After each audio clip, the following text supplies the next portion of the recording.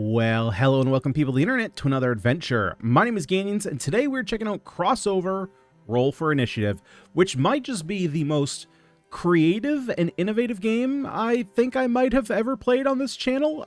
This is an interesting one. So, I'm not entirely sure how to categorize this game. I guess the best way might be very loosely tower defense, but I say loosely, like extremely loosely. Base gameplay is going to be match 3. And if you don't know what match 3 is, think Bejeweled. That's like the game that probably everyone knows is match 3. But it's also mixed with Dungeons and Dragons, which is... We're just going to get into it. We're going to jump in, see what this game is all about. I've played through the campaign, which is 3 solo stages, which is what's currently available in the demo. If you want to check out the demo for yourself, there is actually a lot more content than just those 3 solo stages, and you'll see what I mean in a second. But if you want to check it out, demo is available on Steam. I will put a link to it in the description. But the full game releases on July 23rd, and you can check out all of it. Looks to be really, really cool. And more than just traditional fantasy style Dungeons and Dragons. So let's go ahead, jump into a new campaign and show you what this game's all about. So the first thing you do is you pick a game book to play, right? So right now the only one that is available is this fantasy style, basically your Dungeons and Dragons, your role-playing book, I should say, right? Your rule book. Looks like there's also going to be a space book as well, not available in the demo, and obviously there's more shelf space, so I'm assuming that there's going to be more styles of gameplay here. And then once we jump in, we select our game. We can also choose... I'm not sure if this is supposed to be... I'm never really played Dungeons and Dragons. I've played like Baldur's Gate, but that's like the most Dungeons and Dragons I've played. So I'm not sure what this is supposed to represent, but basically what I'm assuming is that when you jump into the next section of the story, your character is going to start at a higher level, so you'll have more weapons, more stats, stuff like that is what I'm assuming is going to happen. But currently we just have chapter 1 here to start. We have Raise the Alarm, and you can kind of get a preview there of how much content there is going to be.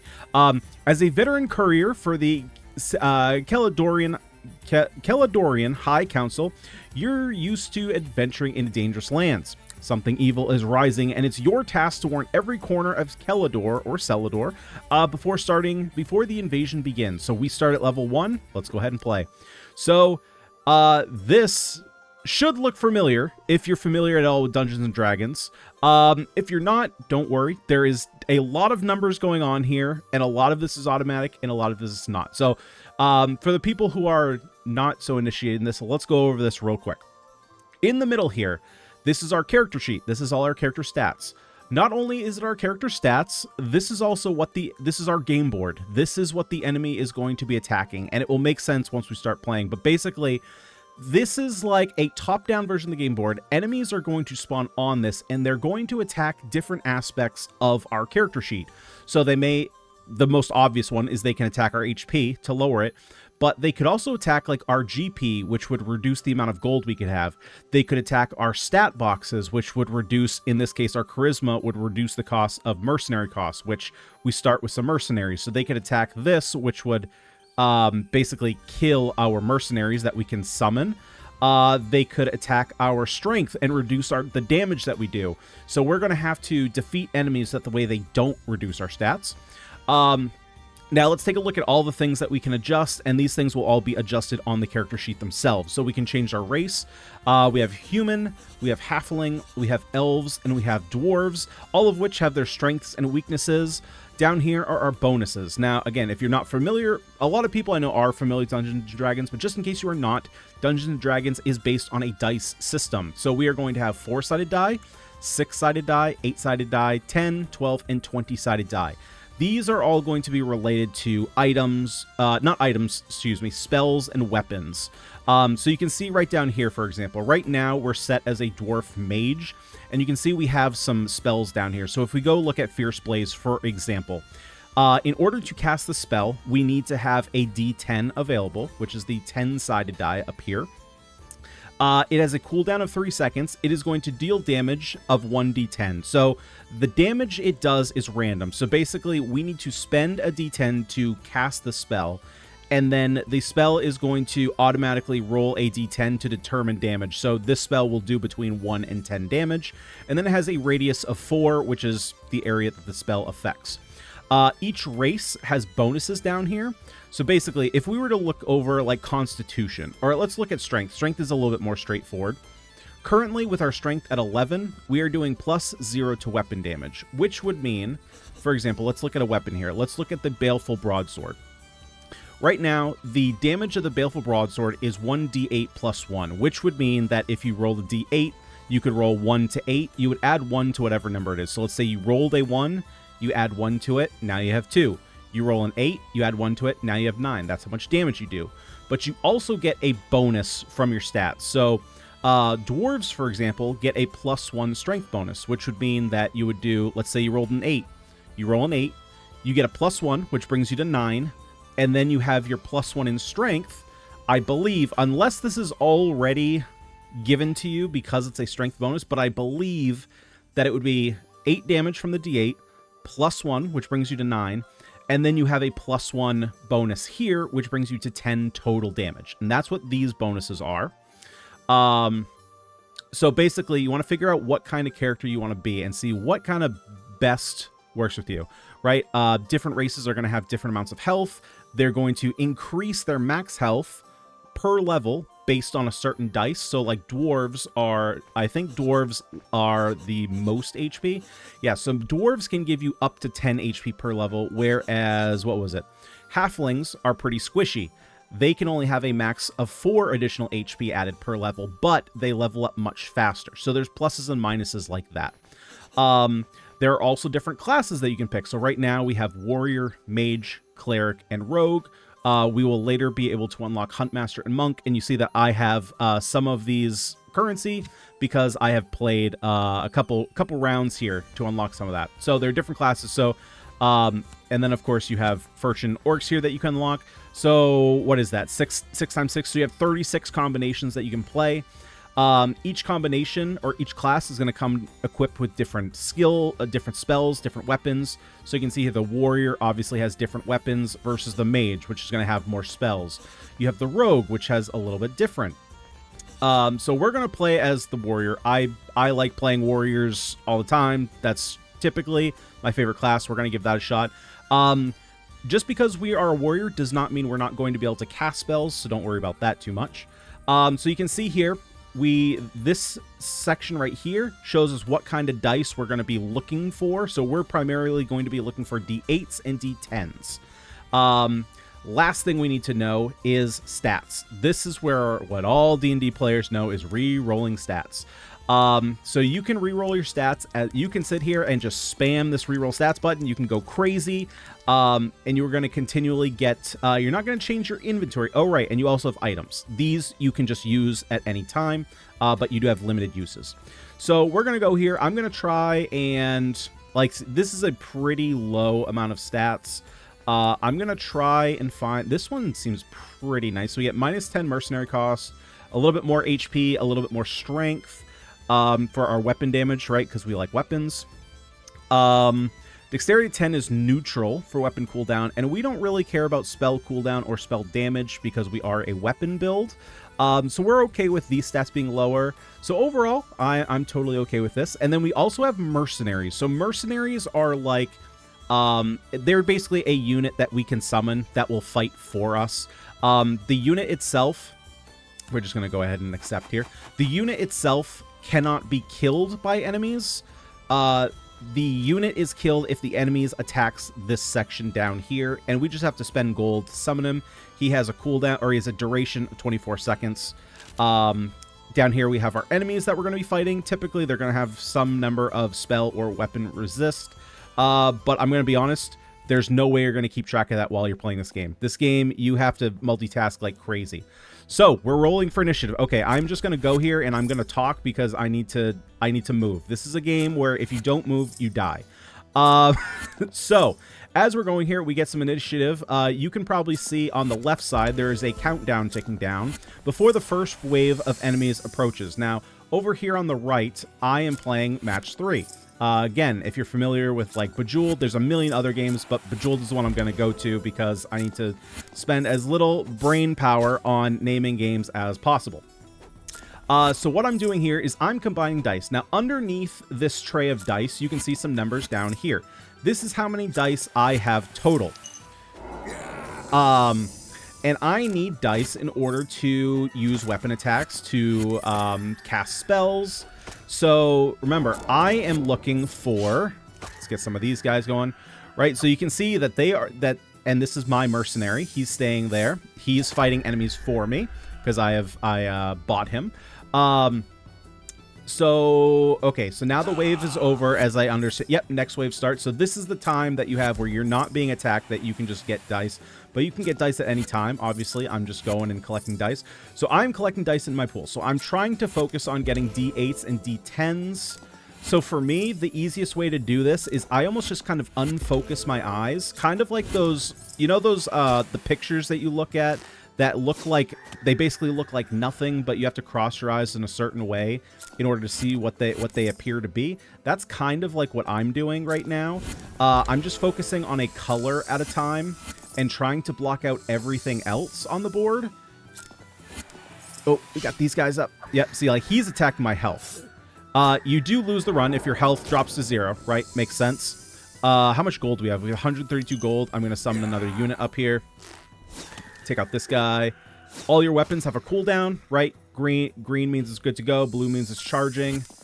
Let's see here. Collecting these.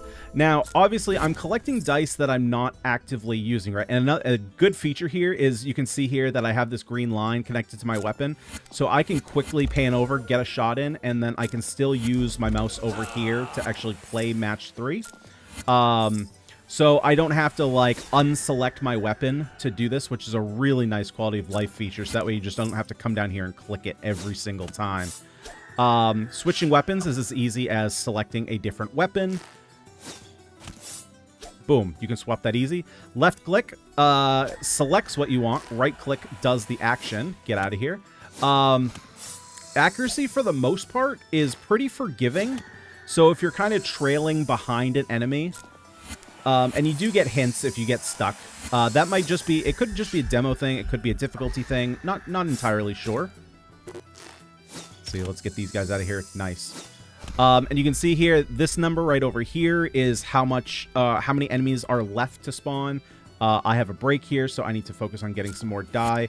Now, you can obviously see that there's a bunch of dice that I'm not using, right? I'm not using D4s, I'm not using D6s, I'm not using D20s. So you might think, oh man, those good dice are going to go to waste. Not the case. At the end of the round, any dice you have that are extra gets converted into gold. So you actually do have an incentive to not spend all your dice, even the ones that you are actively using.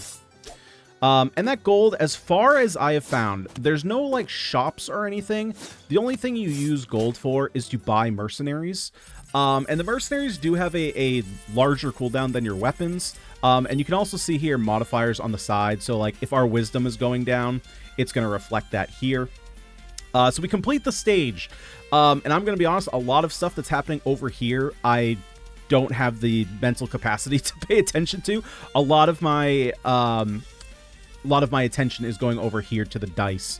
The High Council is safe for now.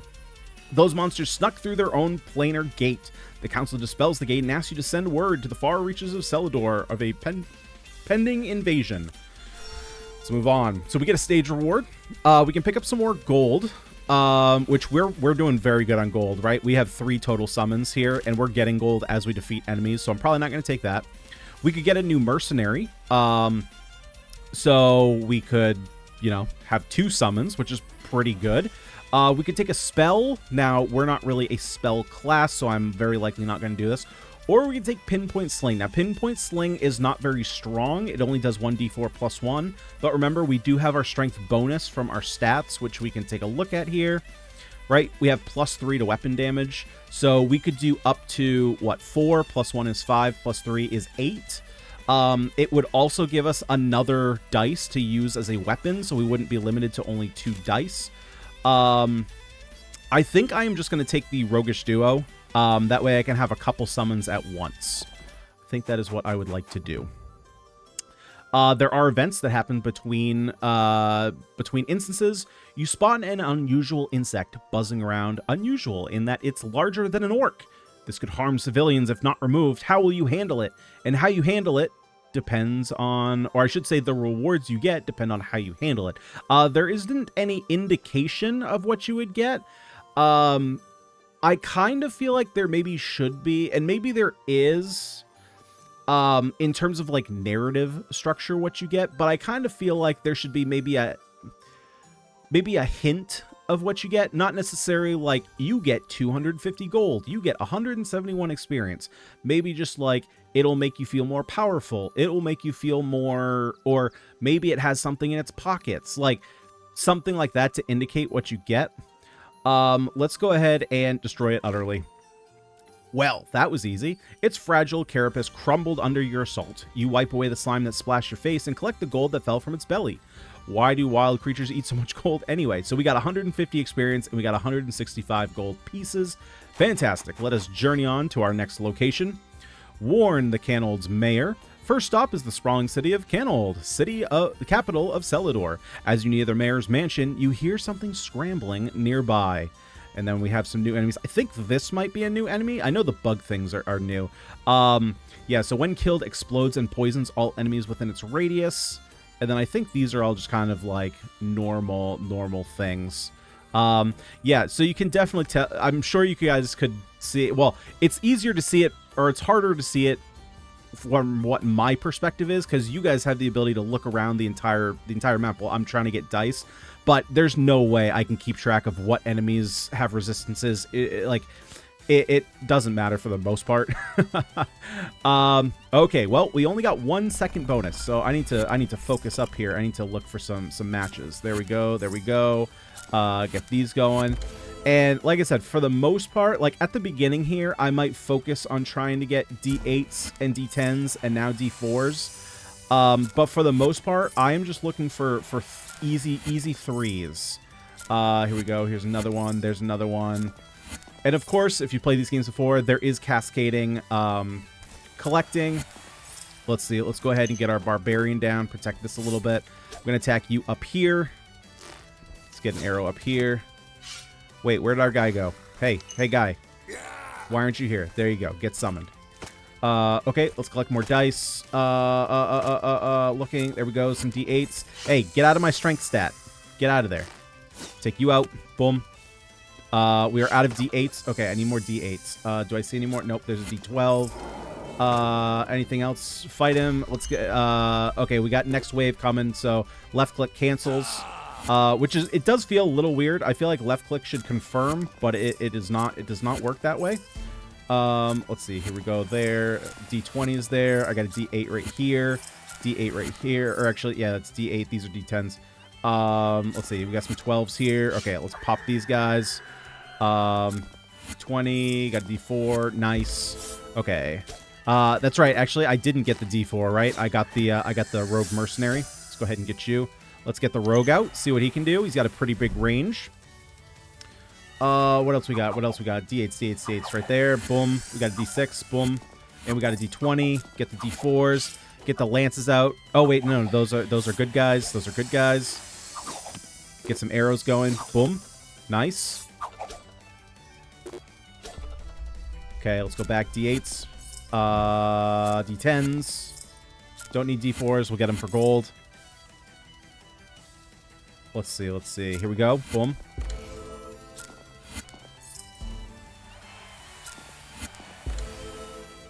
Now I don't know. Let's see. So the gauntlets here, I'm going to be honest. I don't know a lot about the gear system. I don't know if, wait, why can't, oh, right. Because I'm hitting left click. I'm going to be honest. I haven't had time to read what is being highlighted every time I hover over, because it's a very fast paced game, as you can see. I'm having to manage multiple things at a time here. So I haven't had time. Oh boy. Okay, so we're gonna get the roguish duo in here. They can do a little bit of work while I get some more dice. Haven't really been able to look, so I don't know if we later on get armor pieces. I don't necessarily know what armor does. If it reduces, I'm assuming it reduces damage. I know basically what I've found, here we go, is that each enemy attack doesn't reduce our HP by 1 every time. So I wonder if maybe you need like 34 attacks before you take 1 down. I'm not exactly sure how it works. I just know that it is doing something. Let's see. Do we want some more? Let's get some more roguish duos in here. We have 8 left to spawn. Okay, keep going. Let's see. D6 is right here. Boom. Then we can... Nope. D8 got pushed down. Oh boy, we got a lot going on. Let's get some AoE down. There we go. Broadsword down. Get some AoE. They're chunking down my health. D12s here. D20s. Nope. Stage complete. There we go. So we turn in all the rest of our dice. We get a whole bunch of bonus. And then, of course, we get the crystals, right? And the crystals are what we use to unlock more races, unlock more classes. The mayor thanks you and feeds you well before you head on to your next destination. So what do we want here? We can get another mercenary. I feel like we're good on those. Let's go ahead. Ooh, massive potential, but can also swing for very little. Right, because the D20 has a big range from 1 all the way to 20. Let's grab that. Let's grab the worn Warhammer. Let's go grab that. And then we got a level up. So we can level up our stats. This menu, I think, is a little underwhelming at this point. So here's the reason why. Because, like, you know, as far as most of my D&D knowledge comes from Baldur's Gate 3, right? And this system lines up with that, with the same stats, same numbers, right? So it's not that every point in Constitution or Intelligence in any of your stats is going to give you an increase to your bonus. It's every 2. So what that essentially means is every 2 levels, every 2 full levels, you get 1 bonus stat. That is probably what it is like in actual D&D. For people that actually play in D&D, you could probably let me know in the comments. But I feel like if that's the case, you should probably get two of these increases per level. So that way you can get an additional bonus every time. Because typically I'm finding you get 1 level per actual level. So you're actually only getting... What I mean by that is level on the map, right? You're only getting 1 character level per map level. So it's every 2 map levels that you get 1 bonus point. And with 6, now you're typically not going to build into all 6 stats. But for a warrior, for example, or a melee build, we want strength, we want constitution, we want dexterity. I'm going to build into... Constitution, we can get a bonus stat, right? We're currently at 15. Once we get to an even number, we'll get a new HP per level. So that'll increase it to +3. So I'm going to head and take that. We have an encounter. A unicorn strides out before you. You haven't seen one in years, but what is it doing here of all places? It seems to want you to follow it somewhere. Lead on, gentle unicorn. We found a Restore Soul potion. That was a weird way to say potion. Potion. Fully restores your constitution and charisma plus 1d4 of HP. Very nice. It leads you to a small pool of glowing liquid and drinks, then motions for you to do the same. My word, the elixir is glorious. You fill an empty flask to take some with you. And here we go. Call of the Quiet Desert. You leave sealed messages for each tribal leader at a neutral trading post, but soon after leaving the area, you hear a disturbing growl behind you. And we shall take it out. Special rules. The desert heat makes it hard to concentrate. Your spell cooldowns take 20% longer. Well, that is not going to affect us as we are a warrior and we have a bunch of weapons. Nice. We have 6 seconds here to start and let's go. D8s, D20s, D8s. Here we go. Let's see. D4 right here. Oh, I was going to say we had a D8. There's a D12, D6, D10.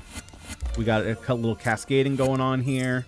D8's right here, D20, 6, 12. Oh, I missed the 12, but I ended up getting, I think, 20s there. 6s. Okay, let's get a summon going. And then let's try out the Warhammer. Boom! Big hit. Very nice. Big reward. Big risk, big reward. Let's get some more dice here. Let's go. Let's go. D6s. Rogues are taking care of things. I also really appreciate the sound effects. And so one of the, like, for example, the mercenaries make a specific noise when they leave. And so you kind of, because it's kind of hard to keep track of everything, for at least for me it is, to kind of keep track of both things that are going on. Where are we at? Is nobody on the field? Okay, let's take you out. There we go. Right, like we're doing a lot of things at once. So for me here, there's kind of an audit, like an oral indication of what's going on, so you don't necessarily need a visual indication of everything, which I really appreciate. Boy, what do we have? D4, there we go. Warhammer, big hit? Nope, little hit.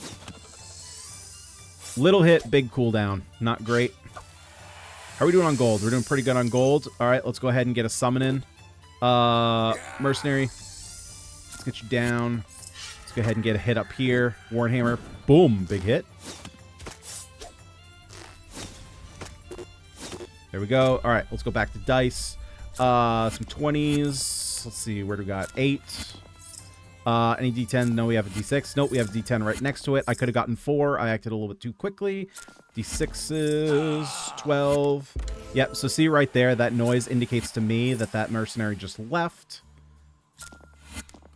So I don't have to look over. Now, the enemies and stuff, a little bit harder to know when they're coming. That you just kind of have to keep an eye on. But it's nice to know, you know, without looking over, that my mercenary has left us for the time being. He will be back, though. In fact, I'm going to get the Roguish Duo out. And I'm also just going to get the our Marauder out. There we go. Get some more dice, some D8s. We got some D12s. Ooh, D20s, D6s. Let's go. How are they doing? Big hit. Nice.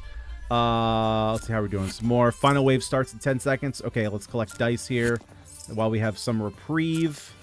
We have, okay, we're going to have both of our mercenary cooldowns up. Fantastic. D4. Nice little chain there. D10. Let's see. Big D20. D12. Let's go. Get them in. Let's get our mercenaries down. Big hit here with the Warhammer. Hit multiple enemies. Let's get the short bow going. We'll get the broadsword going. Warhammer's back up. Let's get him. Squire Lance. Boom. Short bow. Boom. Broadsword. Smack him. Oh, get these guys. Kill him. Kill him, kill him, kill him. There we go. Nice. Sweet. We got him, boys. We got him. All right. Bunch of bonus gold. We obviously got the crystals. Yeah, so again, not sure if there's going to be equipment here that we can slot in. I would guess so, because everything else has indications. So I would assume eventually, once the like campaigns are longer and the maps are longer, there will probably be gear that you can pick up. I would assume there's also going to be gear and possibly items that you can spend on your gold, or spend your gold on, right? Because down in the bottom left, you can see that it says base price 200 GP. As far as I've found in my one run, this being my second, there hasn't been like a shop or anything, but I'm assuming that there likely will be in the future, right? We can kind of see that there is. I mean, you can look here at the bottom. You've completed the small taste of CrossOver. Thanks for playing. Buy the full game to experience 100+ stages and unique game modes, right? So this isn't the only game mode. There's going to be an endless, a dice defense, which I don't even know like what that is. Endless, I'm assuming. I mean, it's endless. You can also play co-op, which is pretty cool. So there's going to be a lot of content here. I don't know. I have no idea if the 8 races and classes are the only ones we're seeing. I don't have an answer for you there. I know that they were unlockable in the demo. Again, I'm assuming that the campaigns are going to be more extended, probably more levels, right? We only saw the map that we walked on. We were only on the left side. There was still an entire like middle and right side of the map that we could have gone to. I'm seeing indications that there are going to be shops that we can buy gear and we can buy items and stuff like that. But this game, so this game for me, it like came out of nowhere. I mean, I saw Gaming with Jeff on YouTube. If you haven't checked him out, he's got a great gaming channel. Definitely go check him out. But I saw him playing the game, and I watched it for like, I literally skipped to the middle just to see kind of like what the game was like, because I didn't want to like spoil it for myself. And I was like, this is the most intriguing take on a, like, again, not really tower defense, but kind of tower defense, D&D system, like, thing. And I was like, I gotta check it out. So I played it, and it's very fun.